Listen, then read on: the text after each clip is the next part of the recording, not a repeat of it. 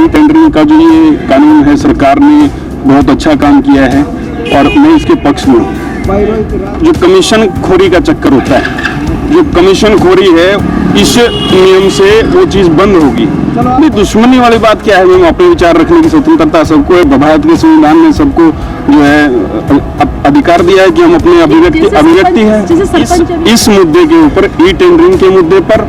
और रही बात जो है राइट टू रिकॉल, इस मुद्दे पर मैं देवेंद्र बबली जी का समर्थन करता हूँ। और कमीशन देना पड़ता है, कोई ठेकेदार है उसको कमीशन देना पड़ता है, अधिकारियों को भी, और आप सब लोग जानते हैं कहाँ कहाँ जो है कमीशन जाता है। और ई टेंडरिंग, क्योंकि उनको तो जो है ना वो चाहिए, कमीशन चाहिए।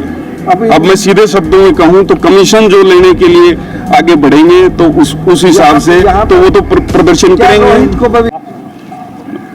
नमस्कार, मैं रोहित मलिक, पंचायत सदस्य गांव कुरड़ से हूँ। और जो ये आज विरोध प्रदर्शन चल रहा था ई टेंडरिंग के खिलाफ, मैं आपको ये चीज़ बताना चाहता हूँ कि ई टेंडरिंग का जो ये कानून है सरकार ने बहुत अच्छा काम किया है और मैं इसके पक्ष में हूँ। भाई रोहित, राजनीतिक तो नहीं विषय आपका? नहीं, इसमें राजनीतिक क्या विषय रहेगा? सरपंचों के साथ भी थे आप? नहीं, मैं उनके पक्ष में नहीं था। आए साथ में? तो साथ में नहीं था, मैं साइड में था। पब्लिसिटी का तो नहीं, पब्लिसिटी क्या है, मैं पंचायत सदस्य हूँ।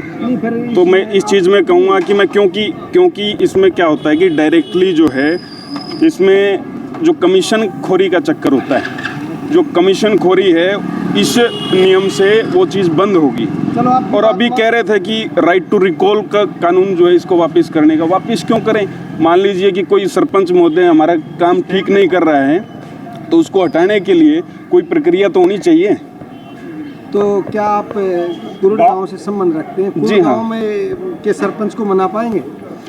किस विषय पे? इस विषय पर, ई टेंडरिंग के। ई टेंडरिंग पे मैं उनसे बात करूंगा। तो अभी तक बात नहीं की आपने? नहीं, मेरी इस विषय पे उनसे बात नहीं हुई। बात बताइए। तो क्योंकि जो भी शुरुआत होती है ना घर से होती है, अगर आप कुरड़ के सरपंच को मना लेते तो कहीं ना कहीं देखिए ऐसा है, जरूरी नहीं है कि सरपंच साहब, उनके व्यक्तिगत विचार अलग हो सकते हैं। मैं अपने विचार आपके सामने रख रहा हूँ। मैं अपने विचारों के माध्यम से ये बताना चाहता हूँ कि मैं स्वयं इसके पक्ष में हूँ। जैसे आप सरपंचों के एकदम अपोजिट बोल रहे हैं कि आपको नहीं लगता कहीं ना कहीं आप उनके साथ रेगुलर कुछ सामने की दुश्मनी मोल ले रहे हैं?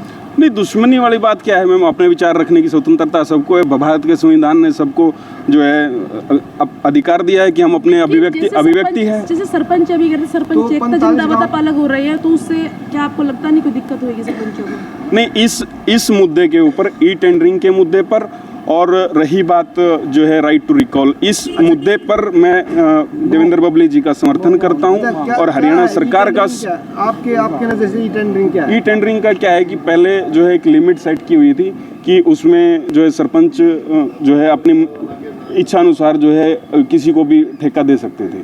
ठीक है, अभी क्या है, सरकार ने 2 लाख की लिमिट की हुई है। इस साइड लगाओ। हाँ, 2 लाख की अभी जो है लिमिट की हुई है।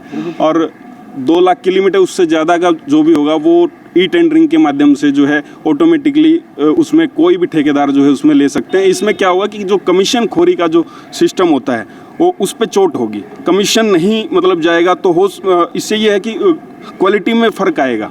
जैसे काम करेंगे, अब कमीशन देना पड़ता है, कोई ठेकेदार है उसको कमीशन देना पड़ता है, अधिकारियों को भी, और आप सब लोग जानते हैं कहाँ कहाँ जो है कमीशन जाता है। और कमीशन अगर जाना बंद हो जाएगा तो क्या है कि फिर काम में क्वालिटी भी आएगी, उसमें इम्प्रूवमेंट होगी, काम की गुणवत्ता होगी, तो मजबूती के साथ जो है देश का विकास कार्य में जो है वो सारी चीज़ योगदान होगा। अभी आपने कहा कि राइट टू रिकॉल भी एक बढ़िया पॉलिसी है जी, लेकिन गांव में तो 49 से क्या उनकी लड़ाई होती है, तो वो तो जितने गांव के नहीं राइट उनके आते हैं वो तो सारे ही फिर घर बैठ जाएंगे।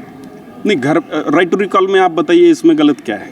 अगर 60% गाँव अगर खिलाफ होता है तो सरपंच को हटाया जा सकता है जी, लेकिन वहाँ तो 49 से क्या पहले ही, क्योंकि कितना मार्जिन होता है। अगर 3 सरपंच लड़ाइयाँ लड़ रहे हैं और 2 हार जाते हैं और 1 बन जाता है तो हाँ। उसके हिस्से में तो 33% वोट आया बस। नहीं, ऐसा नहीं हो पाएगा। जो काम ठीक करेगा तो ऐसे। अच्छा, अगर बात आपकी ई टेंडरिंग की जाए तो ई टेंडरिंग पे तो जो ई टेंडरिंग से मैं मानता हूं कि गुणवत्ता में सुधार होगा। गुणवत्ता में सुधार आएगा। जो ई टेंडरिंग होता है ऑनलाइन, जो फॉर्म उसका फॉर्म भरा जाएगा, जी। तो उसमें तो कुछ इक्का दुक्का लोग ही हर बार अपनी फाइल करेंगे और उनके ही टेंडर छूटते रहेंगे। नहीं, ऐसा किसने कहा? अभी आप देखिए, खेड़ा खेमावती एक ITI बनी है जी। जिसमें करोड़ों का बजट लगा है। जी। तो क्या वहाँ जो आप कह रहे हैं कि पारदर्शिता आएगी, ये आएगी, वहाँ किसी आम ठेकेदार को वो टेंडर मिला?